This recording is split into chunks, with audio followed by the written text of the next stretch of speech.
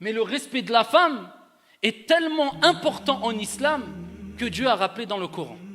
Et le prophète alayhi salatu wassalam, dans les récits prophétiques authentiques, que la femme, c'est ta fille, c'est ton épouse, c'est ta mère, et que lorsqu'elle est une fille, c'est une protection pour toi contre le feu de l'enfer.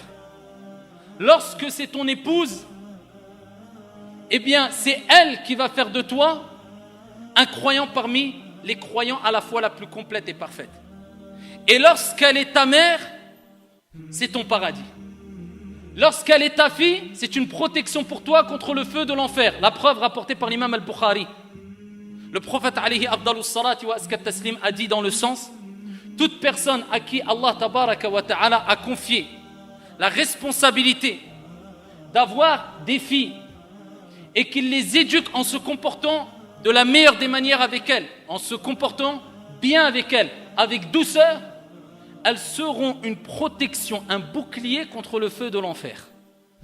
Ta fille, c'est une protection pour toi au jour de la résurrection, afin de te rappeler: comporte-toi avec la plus grande des douceurs et la meilleure des manières avec ta fille, avec le garçon aussi. Mais il y a une particularité pour la fille.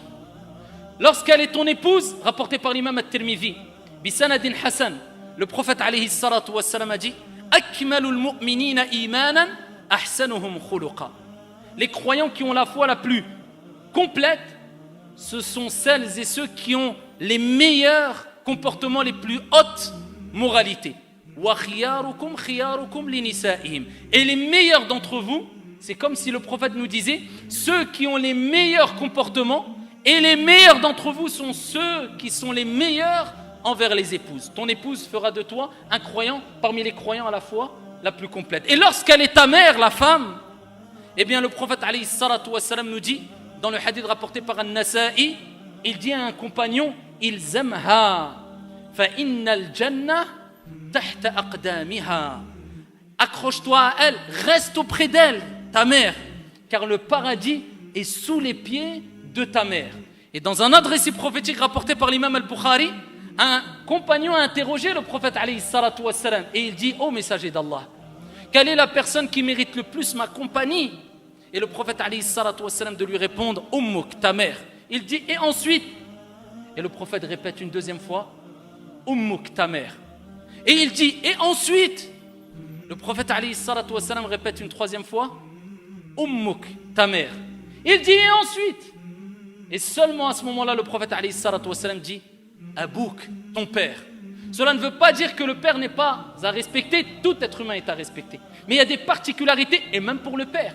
Car dans un autre hadith, le prophète alayhi salatu wassalam dit: le paradis sous les pieds du père et de la mère. Et dans un autre hadith, le prophète alayhi salatu wassalam dit: le père est la porte du milieu des portes du paradis. Prends-en soin si tu veux, ou abandonne-la si tu le souhaites. Ça, ayyuha al-akhyar, c'est le respect vis-à-vis de la femme.